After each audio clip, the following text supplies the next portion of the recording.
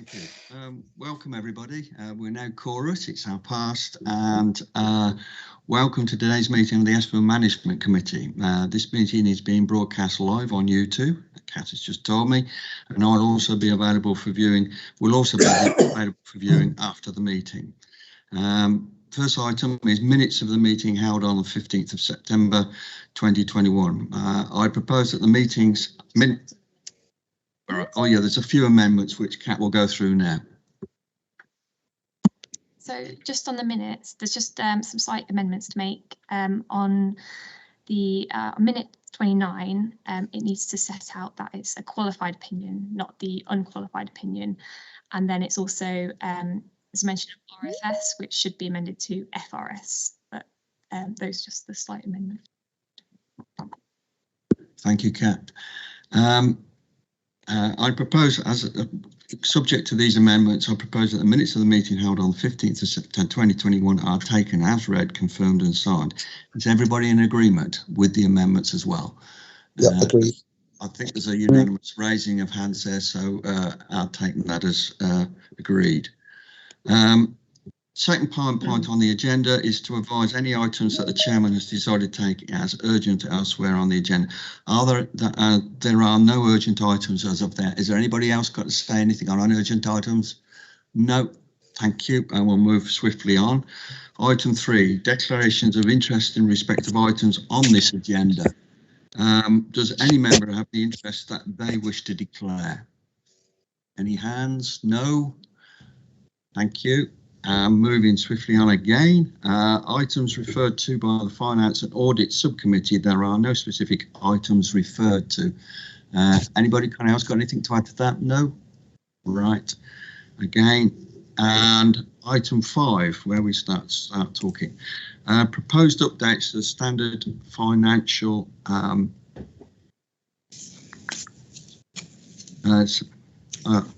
proposed updates to the standard financial instructions and delegations to the Director of Espo. Agenda item 5 sets out the proposed updates to the standard financial instruction and delegation to the Director of Espo as set out on page 9 to 16. David Goodacre, Espo's Financial Controller, will introduce this item. So, David. Thank you, Chair. So this is an element of governance, and after reviewing the Constitution, there were 2 appendices to it where I wanted to recommend some relatively minor changes. And the changes relate to a small number of commercial or operational decisions, which, when within budget, would currently need to go to Management Committee for approval. And the changes proposed that control is retained within Espo. And more specifically, they relate to sort of the Espo Director's delegated limit around stock and debt write-offs. So a couple of just points to draw out from the paper. First is that there are a number of safeguards within the standard financial instructions already, and these would be retained in full. So these include aspects such as Management Committee needing to sign off the budget, needing to be informed of any risk of us not achieving our financial targets, and continuing to need to be informed of any financial irregularities or discrepancies. The second point to draw out is there's a bit of an element of independence in the request. So it's not actually been instigated by the Espo Director, and my role reports into the Leicestershire County Council's finance team as part of their role as the servicing authority. And it's been through the Office of the Consortium Treasurer and LCC's legal services as well. And then the final point to draw out is that as it's just an appendix to the Constitution that we're looking at changing, Management Committee have the powers to decide on this. If it was the main Constitution, for instance, it would need to follow a slightly more complicated process, but because it's just an appendix, the committee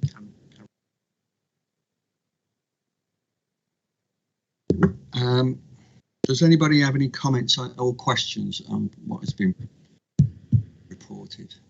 No, I see all shaking of heads. We are asked to approve the changes to A, Appendix 4, functions and delegations to the Director of Espo, and B, Appendix 6, financial regulations of the Espo Management Committee, including the standard and financial instructions. Are we all in favour of what's been proposed? you. That's great. That's item 5 dealt with. Item 6, Director's Progress Update. Agenda item 6, Christian will introduce this progress update, which is set out on pages 17 to 32 of your pack. So turn over to Christian, please. Thank you, Chair, and good morning, everybody. So the purpose of this update is to inform Management Committee of the actions and progress made since the last Management Committee, which was held back in September. So the first section of my report, as ever, is the financial performance. And you can see up until the end of September 2021, 6 months into the year, we've made a surplus of £4.5 million, which is £1 million better than budget. Trading has been made strong after schools reopened, and we also had a very strong peak. In our catalogue business, sales activity virtually across all categories have grown to normal pre-COVID levels. I'm going to have to excuse myself if I can, Chair.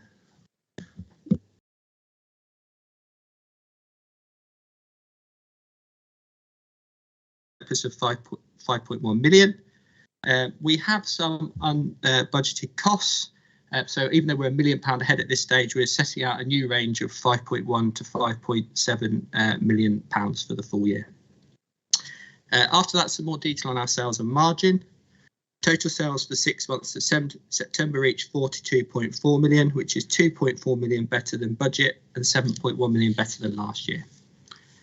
Breaking that down a bit further, you can see our store sales were 4% better than budget, and you can see some category comparisons where they're double digits better than previous years. Gross profit margin at stores in line, slightly ahead of our current budget position, and our direct sales were £10 million, which was in line with budget. And our margin for directs in line with budget. You can see our greatest achievement in this period has been for rebate, which is 4.7 million, which is £1 million better than budget. So overall, you can see our gross profit margin at 15.6 million is 1.3 better than budget. Although our expenditure is slightly ahead, as I say, it's by 0.3 million pounds, that's to be expected because we've got increased sales volume. And we use in paragraph 20 expenditure as percentage of sales as a key KPI, which measures that relationship between our income and our costs, which is 1.5% better than budget and 3.5% better than last year. And then finally, you've got some information on ETL Eduzone, and you can see that that's online to make a small surplus for the year, which is obviously really pleasing because that's only in its 3rd trading year, and that was the purpose of buying it. So as we've already touched on, full year expectation is 5.1 to 5.7 million. Next section deals with the dividend payout. And obviously each year, as you're well aware, we pay a dividend out to members after we've traded through our summer peak period. And using the approach we use every year, there's a dividend pot of just over 3.3 million, which is payable. Amounts payable to individual members is as per the calculation that is well established, and the proposal from this report is that's paid early in December. Finally, on the finance section, just want to cover a little bit about the audit. Following a member question last year, we expedited inquiries about the 21-22 audit with Grant Thornton, our auditor, and they've indicated it's been very difficult, if not impossible, to bring forward the audit. But one of the proposals we have is the fact that we've moved to company accounting rules opens up the possibility of not using a non-public sector specific auditor where there's a much bigger pool of auditors. And therefore, we're recommending that we do a retender to establish one of those auditors to support Espo. And the upside being that we think we'll get a better price point because there's a bigger marketplace, and also that we'll be able to expedite our audit, which I know members are keen to see. In terms of operational progress, as I touched upon when I did my member briefing, there's quite a lot of stress still in the real economy and indeed in our operations in Espo. I won't run through every single metrics in the report, but you can see challenges to our pick rate. You can see challenges in terms of volume and call answering, stock availability. And as ever, all these things connect because fantastic availability means there's less people using the phone, which means it's easier to answer the phone quicker. So there are some stress and strains within our system. Overall, our stock availability is at 94.5% for September against a target of 98%. And we still see that as a very strong performance. And I know there's a lot of effort that's gone on within Espo to get to that level in terms of resourcing, in terms of expediting suppliers, in terms of customer messaging. So even though it's below target, something actually we're quite proud of in the current context. You've got some information on facilities management in September. The main programme of work for September was updating the Espo offices. I'm pleased to report that's now been complete, and we've allowed all members of staff to return to the office should they wish to do so, and we are in our future ways of working programme. There are 4 health and safety incidents to report in September, minor cuts and a manual handling incident, which are covered in the report. The manual handling incident was counted as a RIDOR, which means it's something that lasts over a week, and there was reported accordingly, but it was a manual handling incident by a driver who's hurt their back in as I say, manual handling a pallet. We've introduced drug and alcohol testing at Espo, and that started into September. And we have a new hybrid health and safety induction for all home-based staff to complete before reoccupying the Espo offices. You've seen some statistics for our IT help desk, which continues to get good feedback. And finally, on IT, that you can see there's a system refresh planned for our main ERP system, Infor, which is due to happen next month. In terms of sickness, you can see sickness absence due to COVID continues to be well managed and in line with our corporate targets. Currently, we have 2 members of staff off with COVID. Obviously, it's small numbers compared to your organisations, but we're much fewer in numbers.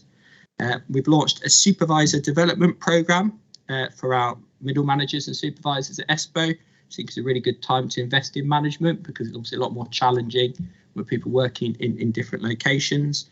And we've issued some guidance about how one-to-ones with managers and staff should operate. As well as you'd expect us, regular discussions on well-being and performance, despite, as I say, this sort of flexible way of working.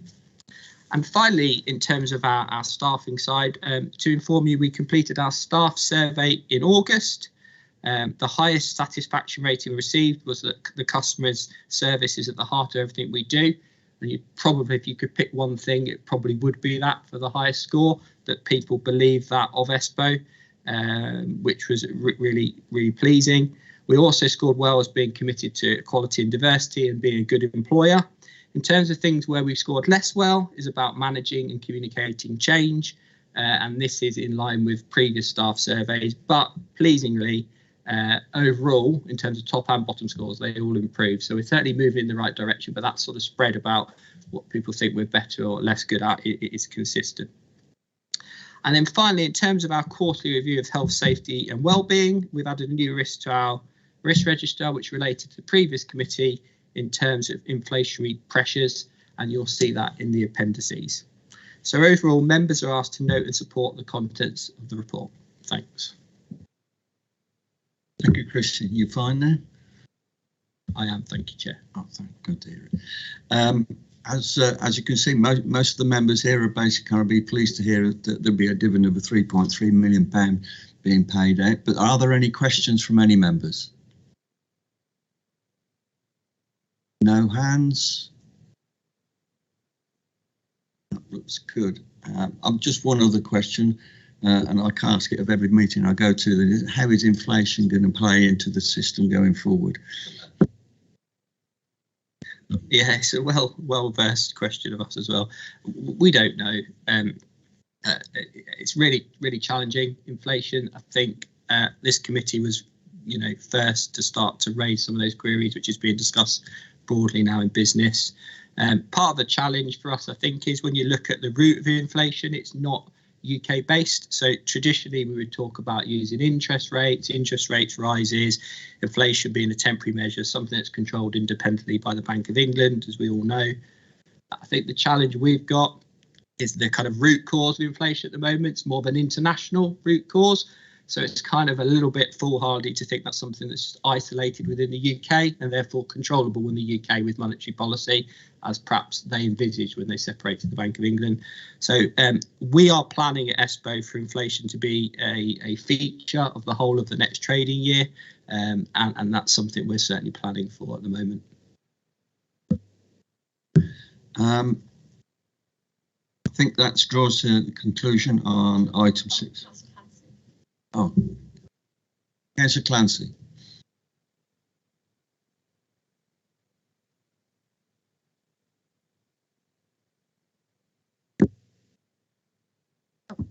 Councillor, you're just on mute. You're on mute. Sorry, can you hear me now? Sorry, Yep. Chairman. Yep. Yeah, just as a matter of interest for the members and the board, two companies I know, one is from a reliable source, Audi, and one is a UK-based company with about 122 million pound turnover. Just as a matter of interest, they've set their Far East container prices for next year. They've got contract prices, which is quite interesting. Audi have set theirs at just over $7,000 US for a 12-month period, and the other company is a UK-based company. They've set theirs at just over $12,000 for a 12-month period. So it just gives you an indication that two comparatively major players, well, Audi being a multinational player, aren't anticipating container prices to plummet. But on the other hand, it's a slight downward trend on what the current rates are. So, you know, just for observation in any negotiations you're involved in. Thank you. I think that's helpful, and I would also just recognise that we are starting to see some improvements that's consistent with that. So thank you. Thank you, Councillor Clancy. Is there any other questions that is anything you notice? No. Right. Moving on, then that's the kind of the public part of the meeting is kind of drawing to a close. But the date of the next meeting, members are asked to note that the next meeting of the committee is scheduled to take place on the 16th of March 2022 at 10:30. And item 7 is exclusion of the press and public. I move that in accordance to the Local Government Act 1972, the public be excluded from the meeting for the remaining items of business on the grounds that they involve the likely disclosure of exempt information. Kat, can we confirm that the meeting is no longer live? Yeah.